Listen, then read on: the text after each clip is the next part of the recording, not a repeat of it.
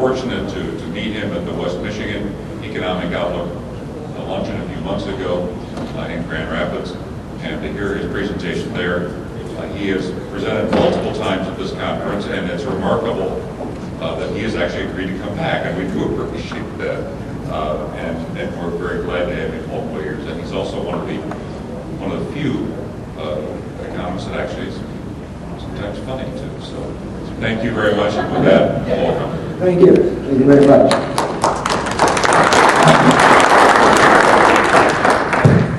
As an economist, it is a treat to be asked to speak again. It doesn't happen that often. Usually economists are hit and run. We give one talk and then we look for another audience. And so to be asked to repeat a performance at a conference, it kind of brings a tear to your eye. So thank you. Also I want to say, when I was listening to the good congressman, we have a daughter who was, we found very early that she was pretty good in math. And so I kid you not, I mean, when she would go to bed at night, my wife and I would stand over her and say, engineer, engineer.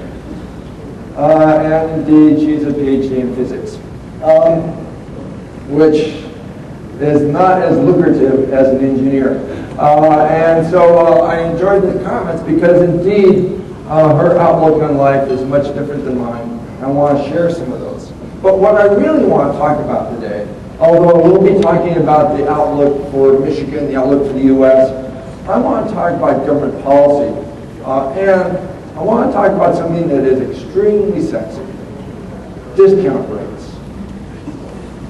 And before I get into the wild world of discount rates, I should say that the comments that you will hear today are represented only by myself. They do not represent the Upjohn Institute, nor its board of directors.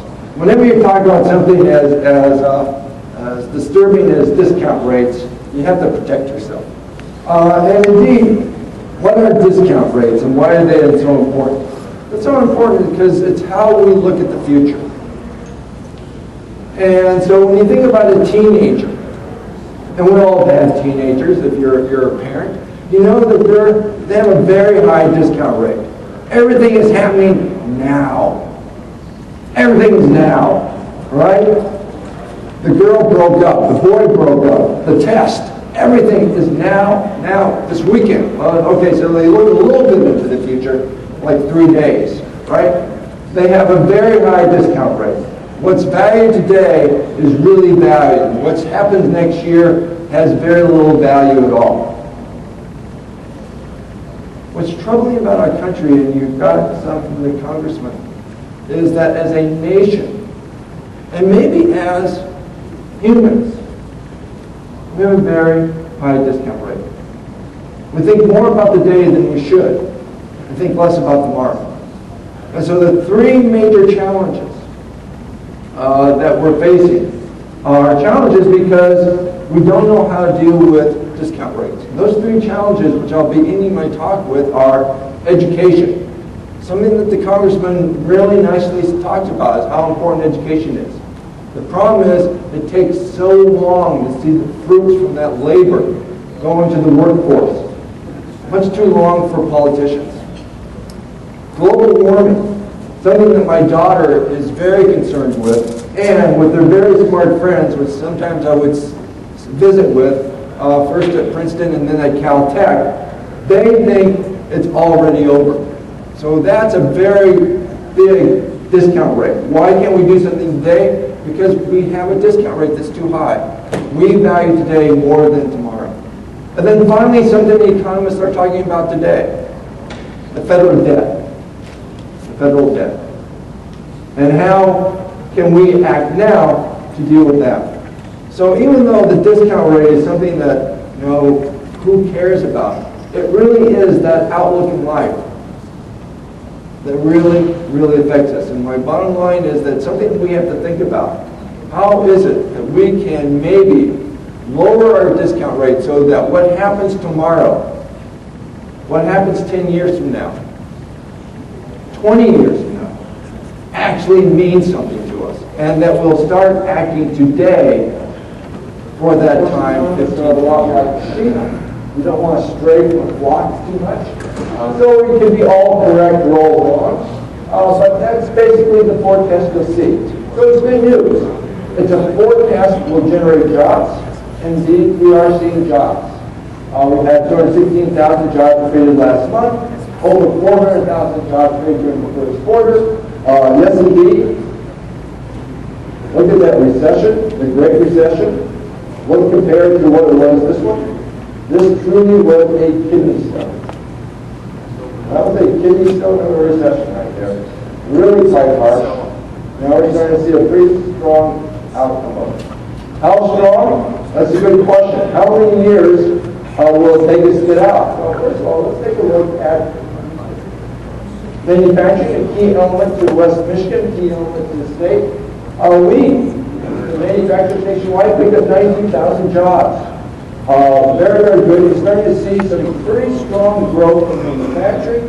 Again, something that's very, very important as we move forward. Now, given the fact the last 2 months we've had good, strong growth, what does this mean about the recovery? Well, when you think about recessions, think about walking down the street, minding your own business, and you fall into a manhole. That manhole cover is removably covered, you fall into it. That's recession. You look up and you see that light way up there, and you start climbing up that slimy wall. That's a recovery. And the question is, how long do you have to climb before you're back on street level again? And can you dust yourself off and say, I'll never do that again? And the answer is, if we keep this pace up that we've seen in the last 2 months, 205,000 jobs per month, if we keep that pace up, it won't be until April of 2014 that we'll get back to the same level that we were back in 2007. In fact, this recession was so harsh that the first decade of this century, is the first decade where we actually left the decade with fewer people working in the nation than we started. There are fewer people working in the U.S. in 2010 than they were in the year 2000. That's how bad that decade was. So we have to wait until April of 2014 if this pace continues to see that employment. Now, this is not a prediction. I'm not predicting it. I'm just saying that if this is the case, this will be the outcome. Okay. Well, what we are also seeing is the fact that this recession is still plaguing our workforce. This graph shows the employment to population ratio, and it's way low. It's much smaller people working as population workers. As a matter of fact, 45% of unemployed persons have been without a job for 27 months. The average duration of unemployment is 39 weeks.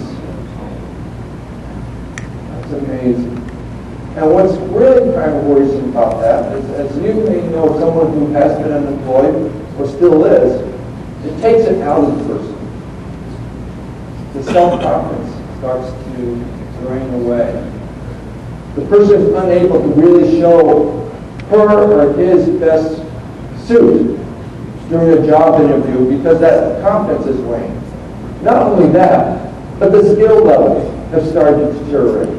If you're out of work for 6 months, or 9 months, the skills that you acquired at the previous job start to lose. Heck, I work every day and I feel like my skills are losing compared to those young whippersnappers I have to work with. I'm starting to really hate them. And so I'm still working, I'm still trying. What happened if I was away from the computer, away from the statistical packages and the computer packages for 9 months and try to come back? But there's even a stronger barrier facing individuals who have been unemployed for a long time, and that is employers. Because employers will look at you and they'll say,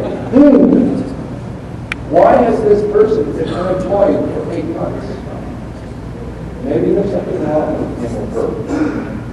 So what we have here is a huge challenge in trying to get people back employed that is much different than any other recession that we experienced, because it went so deep and the recovery is so long, that this is going to be a very big challenge for many of us, especially if you're 55 or older.